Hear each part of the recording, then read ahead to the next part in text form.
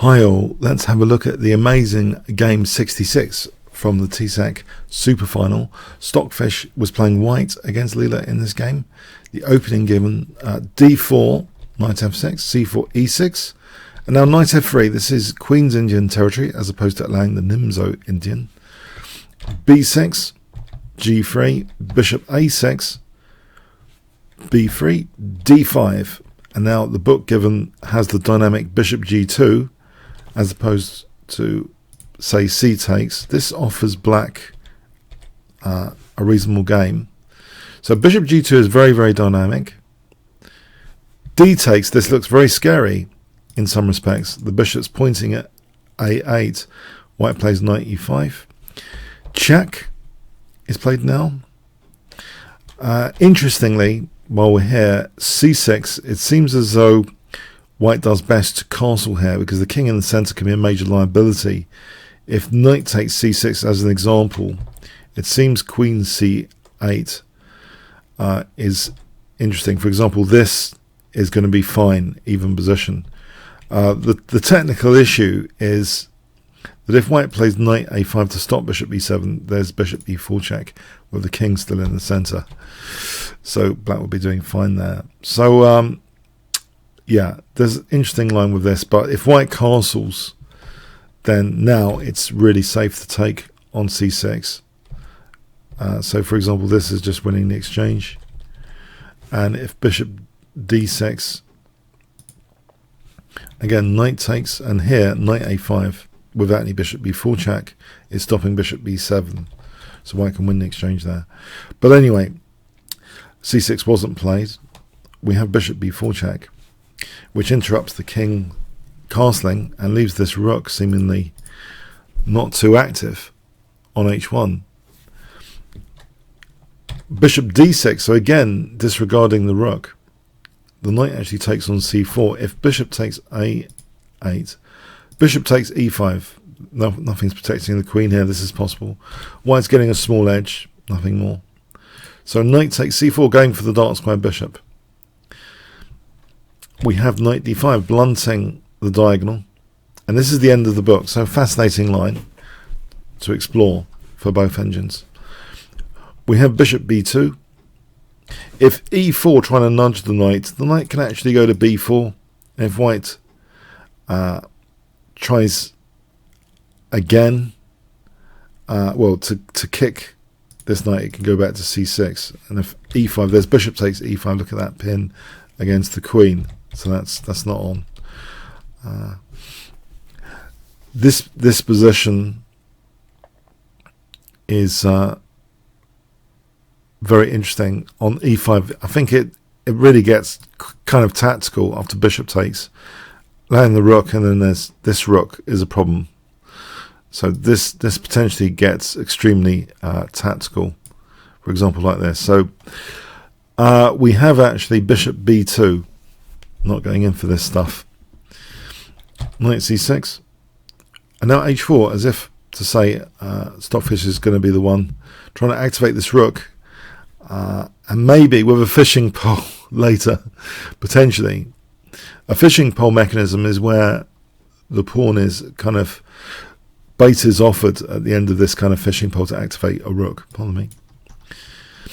And yeah, so at the moment though, things look quite pleasant for black. Black's got that blockade which shuts in this bishop. Both bishops seem to be tamed at the moment. We have f5 stopping e4. Knight bd2. Black castles. King g1. b5. We have knight takes d6. So this leaves this bishop without a counterpart. But while it's blockaded, how dangerous is this diagonal? We have e4, f takes, knight takes e4. Now there's some dangerous fishing pole ideas emerging of knight g5 here, looking at h7. Queen d7, knight g5, and also, of course, looks at e6. h6 is played. If rook a c8, bishop h3, that e6 is vulnerable. For example, here, now looking at h7, this kind of situation is really dangerous. White can play like this to open up the h file and switch a rook via e4 and the rooks can actually double, leading to a mate sometimes. So it gets to a really dangerous scenario. So h6 trying to kick that knight immediately. The fishing pole is set up, queen g4. Stockfish doing the fishing. So basically rook f5 was played to shield e6. If it's accepted, actually here, forget the h file. There's bishop takes d5 with that pin on e6 against d7. So e takes, queen takes d7. Otherwise, it's open up the rook, and that shuts down the f file play, and this is just winning for white. Okay, so rook f5 here, rook e1 looking at e6 again, knight f6 hitting the queen. If rook e8 instead, then knight takes e6 and it's crumbling. This position's crumbling for black. After takes, bishop takes d5, pinning the rook, and now here, so that's winning material for white. So knight f6 hitting the queen drops back, looking at e6 again, that's protected. Again here, if we look at the fishing pole mechanism, it's actually bishop takes c6 here, which is dangerous. Queen takes, and actually the most precise is d5, opening up this bishop as well. For this to be devastating, black would have to give up the queen, basically. It's far too dangerous, this position. On knight h7, there's even things like g6. So if the queen has to be given up, that's hopeless. White's just got a big advantage there. So yeah, it's too dangerous to unleash this h file. We have rook e8. The knight goes back. Knight blockades. Bishop h3. Rook f7. Bishop g4. Really interesting. This bishop is seeking out light square weaknesses. So these weaknesses here of interest. We have rook h2 now. Queen d8. f3, and this looks as though, what is this about f3? Actually, it helps support g4 later. The knight goes back, queen c2, bishop c8, knight g5, threatening queen h7 and queen h8 mating. So knight f6 is played. On h takes g6. This is too dangerous. White has a very big attack there. That's winning. After the check there, that's really strong. If we look at this again, if rook f7 check, queen g6 is strong, for example, like this, is smashing through quite nicely with a checkmate. So yeah, these lines are all pretty interesting. Here, if knight d7 as an example, check, bishop h5 check. This is a mating line as well. So yeah, this h file is super dangerous. Knight f6 is played. Bishop h5. Now, clearly if knight takes, then the queen just enters on h7 and then checkmate. So rook f8, moving the rook. Bishop g6. This bishop has really navigated its way to an interesting light square. Knight a6 is played.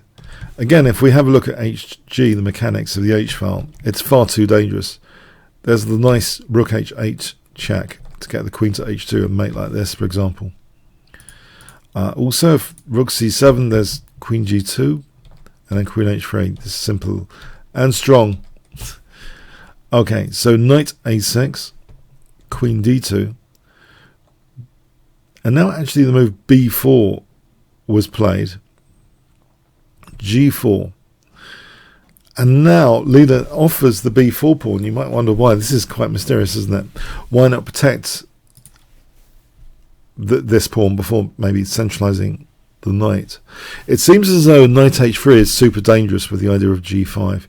So for example here, g takes. This g file is pretty dangerous, and also there's queen h6 if takes. So this stuff is too much for black to bear. That g file is far too strong in these lines. Here instead, if rook f8, you can see that the g file can be really strong. This is like a mating line. So yeah, So queen, yeah, it seems queen b6 instead of dropping the pawn. Yeah, this position just seems really strong. After knight fd5, if knight d7, g takes, and rook g2, queen g5, hitting the rook. What does black do here? This is just really good for white. So, okay, knight c7 offers the b4 pawn. That's actually taken.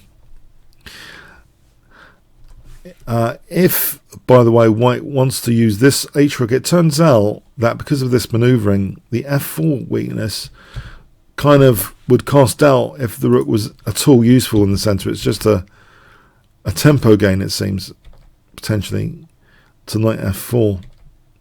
And this is at least equal, or a big advantage for black, potentially, in these lines. If instead rook f2 here, then check, rook takes g4, and even if black loses the queen, sometimes this is fine for black. There's enough compensation. So yeah, the rook seems to be ideal there. Doesn't really want to go to the center for e6. Yeah, queen takes b4 is pawn on offer anyway. So knight fd5, giving black that tempo for, it seems, that nice whole f4.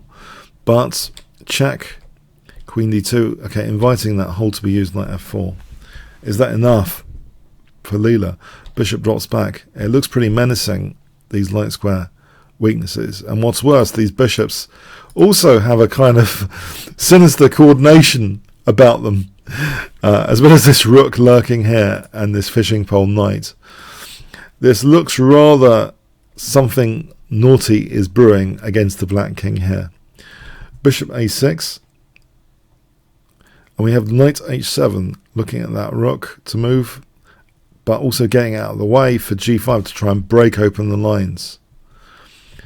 Knight h5. On h takes g, h takes, opening up the h file again, looks a very unwise thing to do when doubling like this can occur, and white can basically get a very strong attack, even just winning material as well. So knight h5, g takes. Yeah, these lines are being busted open though. G takes. If black tries to blockade here, then there's enough for white to work with after h takes and knight g5. This is a big advantage. If d5, as another example, bishop a3, funny enough, and the knight is justified for f8 coordination, like this shows knight f8 here. It's crazy, and there's queen h6 as well incoming. So this is just devastating. So we have g takes h6, d5 check, e5. Is this safe enough? On king g8, rook g2 check, bishop takes. This is just crushing. White's got a big advantage there. So d5, e5. This seems to close that bishop.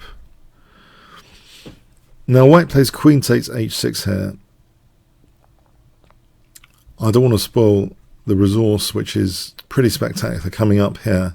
Rook takes h7 is played.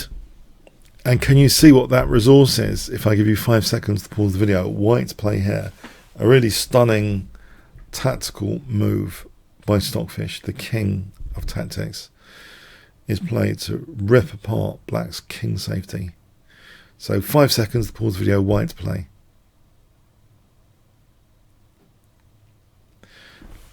Okay, rook takes e5 is pretty spectacular, opening up that bishop against the king. Rook eg7 check was played. If we look at this, rook takes h6, rook takes h5 check. Look at these bishops. And if here, just rook g2, taking time out for rook g2. If taking here, then bishop takes g7. King can't go to h7, walks into a discovered check, which wins the queen. Big advantage to white. So rook takes h6 doesn't seem to fare well there with rook g7. If king g8, then check, taking here. This is massive position. White's just going to be scooping up material, if nothing else. Here, as an alternative, d takes, then bishop takes e5, and if rook takes, queen takes h7. So that's pretty devastating as well. And if check there, then bishop takes g7 doesn't help. And if king g8, that doesn't help either. Bishop takes, rook g2 check, queen takes. Yeah, black's getting crushed pretty badly in these lines. So on rook takes e5, just quickly mention queen takes h7. So yeah, there's not too many choices after rook takes e5. Leela chooses this check. Rook g2, and we have rook takes h6. On rook takes g2 check, king takes is possible, just leaving that queen hanging. Because if rook takes, there's rook e8 double check and checkmate. There's no king move, in fact. It's wonderful coordination of pieces with a double check and mate. And if queen g8 check, then rook g5 is check. Called cross checks, actually. It was a quiz question on the Chase recently. When you answer a check with a check, cross check, I believe. So yeah, I did look it up just to make sure. Cross check. It's not a term I was using much in videos, but yeah, when you answer a check with a check, it's cross check. So knight g7, bishop takes, queen takes, bishop takes g7. White's got a big advantage. So rook takes h6 was played. Rook takes h5. This is crazy, but it really works like a treat, this position, because of this idea again. Bishop takes and bishop f6 check if rook takes h5, just winning the queen. So knight e8 was played. Bishop takes g7 check. Rook takes h6 check. Rook h7. Stockfish is getting back a lot of material for the queen. In fact, as well as being 3 pawns up, black hasn't really got much to play with, because this f pawn is just protected now. Check. And the rooks just need to coordinate, really. This is a big material advantage. And also black's king is pretty unsafe. And we have check, rook e6, check, check, bishop c8, rook c7. Yeah, this pawn is pretty menacing to queen. It's enough with the rook and bishop support. That's actually taken here. It's just overwhelming, this position. There's not too many things black can do. This pawn's crashing through. Bishop f5, king g5, f4 now, check. And the game actually ended here. Both engines thought it was absolutely hopeless for black. As an example, continuation, h5, and then e7. And here, this is big material advantage. The checks essentially run out soon. They just run out. And then black is faced with the inevitable. So I'll take you back to the game end position. So a fascinating tactical struggle. Stockfish showing it is really the master of breaking open lines and king safety and combinations and tactics. Is the absolute master. Really lifting all the blockades, destroying the defense of the black king. And so pretty lethal with the fishing pole. The fish goes fishing in this game quite a bit. If you enjoyed this game video, then please click on the top left box, which should appear shortly, to become a member at chessworld.net. Play against other YouTubers. You can also test yourself on the variations covered in this game, quite a few, in the from the improved menu puzzle books option at Chessworld, which has a link to the annotated game. I may give you a quick sample as an addendum to this video. Comments, questions, donations, see the description. Like, share, subscribes with the notification bell, really appreciated. Thanks very much. Addendum revision, and you might want to revise yourself from the improved menu puzzle books of chessworld.net. Let's go with 1 to 5 moves. I'm ticking checkmates. If you apply that, you'll get this subset. So white play and black gets mate, and I believe this is check here and check there. Let's go to the next one. Okay, I think this is bishop takes e5, trying to drag that rook away from h7. Let's go to the next one. Okay, I think this might be queen takes because... No, it's check. Okay, bishop takes. Yes, and takes. Next. Okay, I think this is that again. Queen takes h7. Yeah, I've been very cheeky. 1 to 5 is pretty easy compared to the other stuff you can get from the variations. This is check. I think we have to do something about that. But here we got the lovely double and discovered checkmate. So yeah, check that out. Yeah, there's some more challenges. If you put 1 to 20, you'll get, even just if you just want checkmates, you'll get quite a few actually. 18 checkmate variations. So check that out, chessbowl.net. Have fun with that. Okay, thanks so much.